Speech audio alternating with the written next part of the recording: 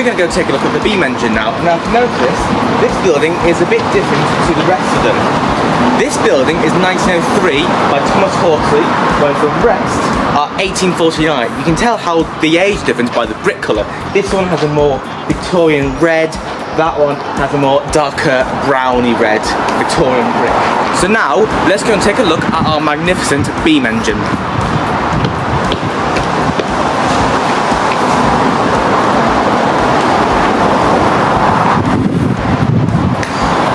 Hello and welcome to the Beam engine.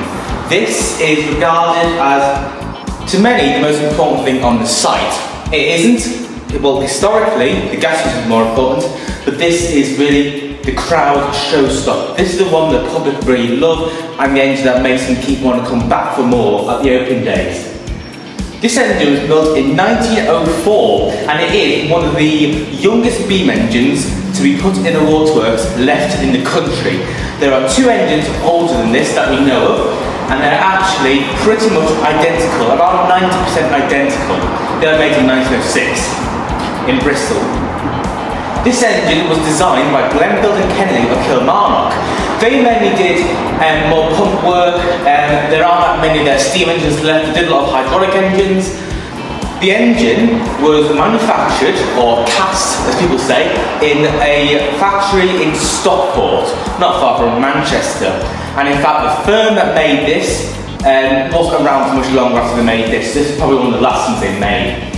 When it was cast, the parts were brought on the railway line to Merrybend, which is about half a mile of the road from here, onto the sidings there, and brought via a steam traction engine here to Darlington, where it was assembled in this building. This building was assembled by Thomas Hawley and Sons, as indicated by the maker's plate on the mezzanine floor. The total cost for the Beam engine, pumps and boilers in 1904 was £10,550. That's easily in the hundreds of thousands, if not millions these days. And then the whole cost of the buildings, engines, pipework and buildings in total cost £21,450. Once again, that is in 1904. It will have significantly changed by now. I'm going to put on screen what it will be now. So now we're going to take a close look at this engine and what features it has and how it works. So here we have our two main water pumps. We have the town pump and the river pump. Now I'm sure you can guess what their job was from their name. Town pump, pump to the town, river pump from the river. Easy peasy. But what is the actual detail of this pump? The first pump we can look at is the river pump, which is that one down there. It is lower, it is the same height as the town pump, but the town pump is just higher up in the position. The river pump is what's known as a lift pump or a piston pump. Has a piston like in a cylinder, moves up and down with individual valves in, brings water from the bottom, pumps it out the top like that. It brings water from River Tees, which is on the other side of the site, and moves it through a tunnel, up to the bottom, and then back through a non-return valve into a big receiver under the floor over there, where it flows in, where it goes pumped into the three tanks, and it pumps at 450 litres per stroke. From the tanks, it then flows through two tunnels into the main filter tank, which is the big hexagonal tank outside of the Beam engine house. This is where the town pump gets its water from. The town pump gets the water from that tank, and it used to pump water to two water settling tanks, one at Bushell Hill and one at Harrogate Hill. However, they are both now gone, so the river pump now actually powers our fountain, and that's not just for show, it gives the engine a back pressure, so if the engine had a mind, it would think, oh, I'm still pumping to the town, everything's alright. But in reality, it's just pumping water up and down, and then from the ponds, it then flows back from gravity back into the River Tees. We do not supply to the town anymore. We were disconnected around 6 years ago. This area here is known as the driving platform. These is where the controls are which control the Beam engine. Immediately, you'll notice these. These are the valve control levers. But what exactly do they do? Let me show you. So each of these levers controls an individual valve. There's a total of 8 valves in this engine, hence why we have 8 levers, 4 for each cylinder. The high pressure cylinder and the low pressure cylinder. We've got 2 exhaust valves, which are here, and 2 inlet valves are here. Same with this one, 2 exhaust, 2 inlet. So I'm going to demonstrate how they actually work. So I'm going to open the bottom exhaust valve on the high pressure cylinder. So the first thing you do is take the brake off and you move the lever forward, and you'll see on camera now the valve moves. If I put it back, the valve moves up, push it forward, the valve moves down. So open the valve, close the valve. This control here is easily the most unique control on our Beam engine. This is known as the cut-off. Now in your car you have the throttle, which revs the engine up, makes the engine go faster. It's the same for this. This is essentially the throttle. So what this does, this controls how long the two inlet valves stay open for. So if I was to open up here, so you've got two little markers on here, anti-clockwise for open, clockwise for shut. So I know that's shut, but I have to do that. And that is full power, essentially. You can tell that by the meter here. Number 1 is full, number 4 is shut. So we usually have it on around there on the open day. That's typically where she's happy with how the speed we run her at. And then when it's time to shut the engine down, all we do, shut that down, crack it open a bit, and she stops within 1 revolution. This control here operates what we call the bypass pump on the town pump. So say there's a problem with the town pump or the town pump system and you didn't want to pump water direct to the town. Well, this one you can use the bypass. So all you do, you'd open it like that, and open the bypass valve, so the pump will just pump water in a circuit. Then when you're ready to feed back to the town, you shut that, and it starts feeding to the town again. Now we're on to one of the final 2 controls. These controls go through different things. This controls the main steam valve. So when we open the valve like this, it feeds steam to the engine. This controls the vacuum. Now a vacuum is formed when the steam meets cold water and condenses straight to water, and then where the steam was, there's an empty space that makes a vacuum. This controls the flow of steam and water to the condenser tank, which is under the floor next to the cylinder. So what we do when we're ready to put some vacuum in the engine to start it properly, we open that up and then shut it back to around there. And that gives us enough vacuum to run the engine successfully. We'll keep that shut when we're not running it, otherwise it'll drain the tank. So how would you actually start the engine? Now, the first thing to do, we have these things called gags. We lift these valves up manually, put gags in them to keep them jammed open to warm the cylinders through equally. When we're ready to actually put the engine into motion, we first look at the position of the crank. Now the crank here is at the position around, I put 5-2, so just before top dead centre. So we need to put steam on the top of the piston on this side to make this side of the beam go down, the other side of the beam go up, and move the crank over. Now, the thing about this engine is, these levers don't often open these valves enough to put enough steam into the engine, so we need to give it a helping hand in the form of this spanner. So what we do, you put the spanner on the valve here. So that's going to put steam on the top, it means we exhaust the bottom, so bottom exhaust here. So these levers would all be forward, by the way. So say they're all forward, you'd pull that one back,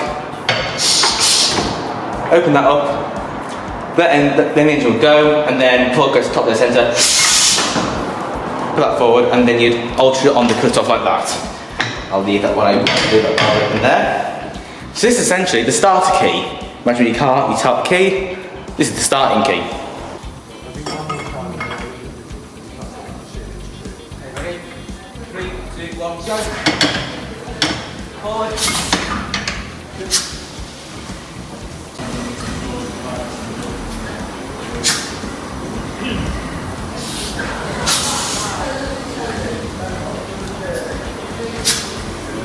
Fraction more.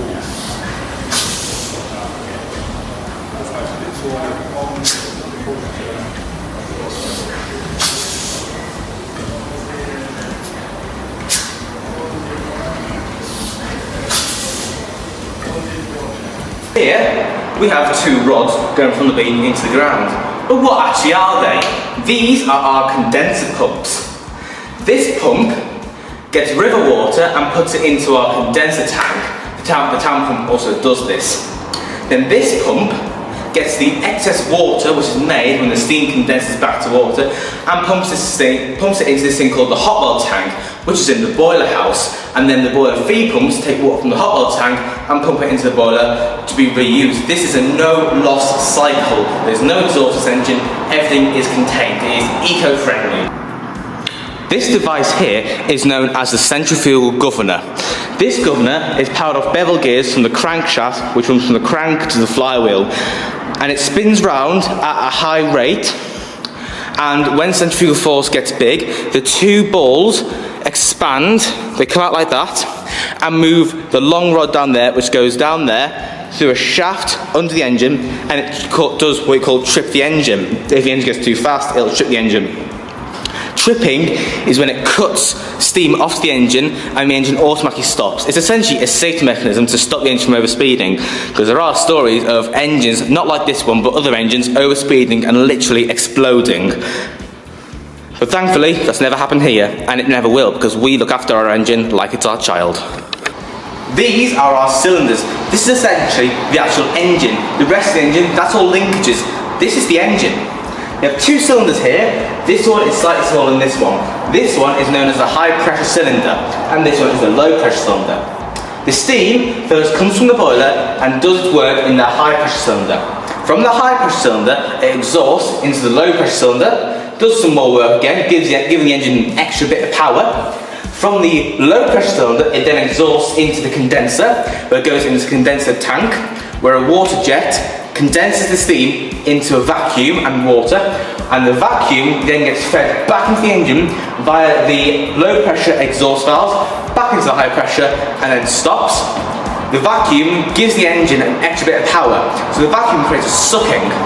So if the pistons are going up in the cylinder, you'll have steam on the bottom and vacuum on the top. This engine relies on vacuum, so technically this isn't a steam engine, it's a steam and vacuum engine. You can get engines that are dedicated vacuum engines, but they're few and far between. The most famous type of vacuum engine is known as the Newcomen atmospheric beam engine, which was invented in 1712 and was the world's first kind of proper practical engine. The way that one worked is the beam would get pulled down by gravity and steam would fill the piston. A cold jet of water would then be put into the piston, condense the steam into a vacuum, which would suck the beam down and pump water out of mines. There aren't that many Newcomen engines left. There's one at Elsica, which is about an hour and a bit from Tees Cottage. There's one in Dartmouth called the Newcomen atmospheric engine. That engine is the world's oldest engine surviving. There's a replica engine in Belgium. There's also a replica engine at the Black Country Living Museum, which works on steam, and there are a few smaller, more modern type of Newcomen engines in various science museums, mostly the London Science Museum and Think Tank in Birmingham. One thing you'll notice on front cylinders are the gauges and the pipes, but what's they for? This is all just for warming up the engine. You can't just put steam in the engine and expect it to work, you have to warm it through. Because otherwise, if you put steam into a cold cylinder, it's going to condense the water, and you're going to have a very, very, very unhappy engine. Well, it'll just blow up like the Q6 at North Yorkshire Moors. These two gauges show the steam pressure in the jacket. Now, just like us, in the winter, when we get cold, we put a jacket on to keep us warm. This engine has a hot all year round jacket. So, between the cladding and the cylinder is a metal shroud where steam is fed in to warm the cylinder. There's also one on the cylinder tops, which we'll see later. These levers all control the internal steam warming of the jacket. So if you come around here, this lever here controls the warming of the cylinder head. These here control the steam jackets. This is the drain cock. Same over here, steam jackets, cylinder head, drain cock. And as I said, these individual gauges show how much steam pressure is in the jacket. We usually put around 20 psi in the jacket, and we can control it by a small valve round at the driving platform. One thing to note about steam engines, if you're involved in a steam engine, you want your work to look good, because these Victorians are proud about their engineering. That's why these places are so architecturally beautiful. If you worked on a steam engine, you would want your name on it because people, dignitaries, visitors will come and see the steam engine, see your name on it, and they'd get your business. So even the person who made the wood for the cladding of the cylinder got their name on it. And as you can see, it was T. Betts, French polishers of Darlington. This is where the gauges would be for the engine. We take them off in between steamings to dry them out because they get full of steam. This shows the pressure from the river pump. This shows how much vacuum the engine's got. This shows how much steam the engine's being fed with, and that one shows the pressure of the town pump. And I'll put some videos of the steam gauge fluctuating whilst the engine's running now.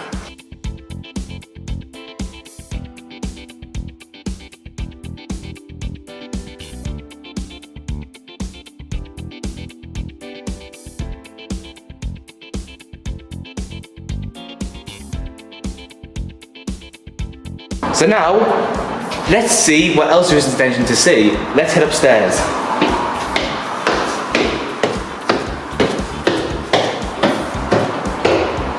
Here on the middle floor, we have what I call the business end of the engine.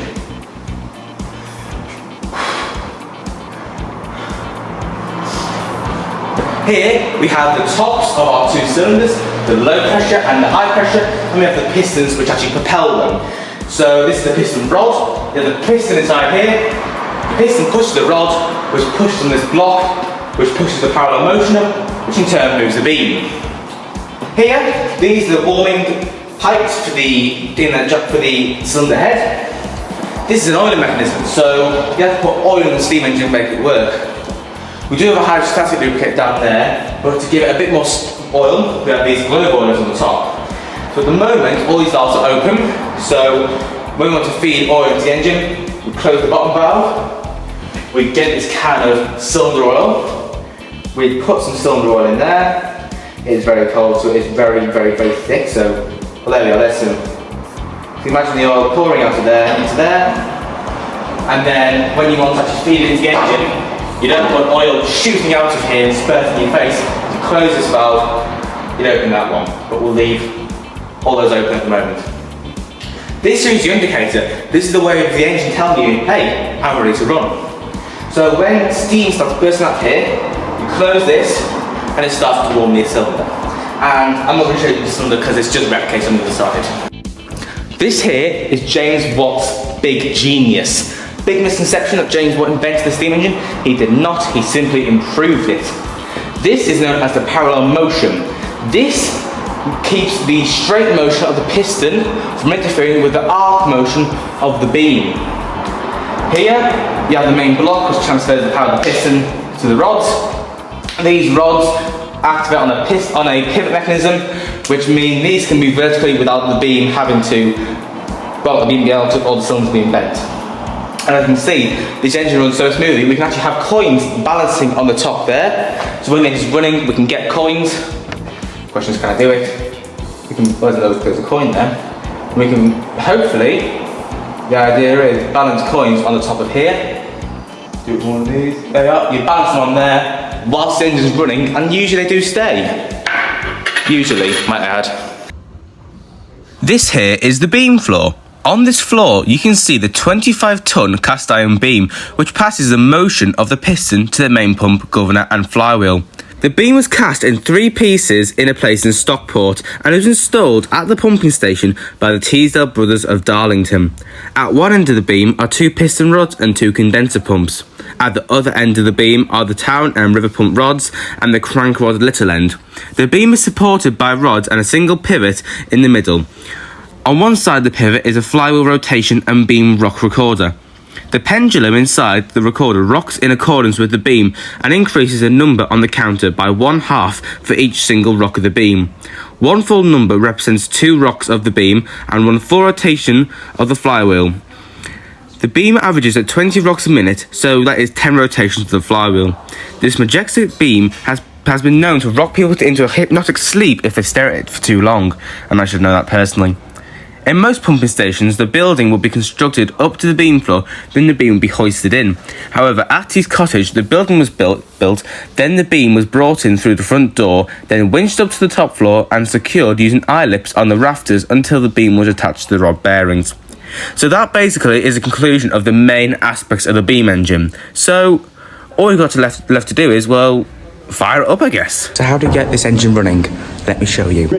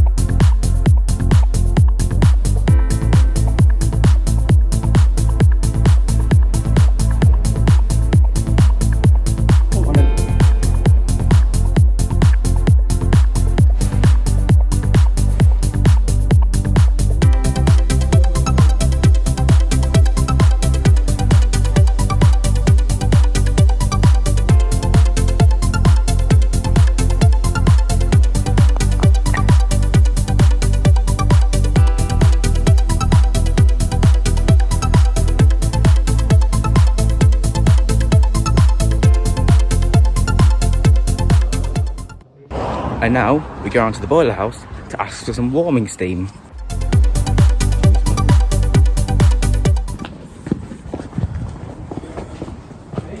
Okay, can I have some jacket steam, please?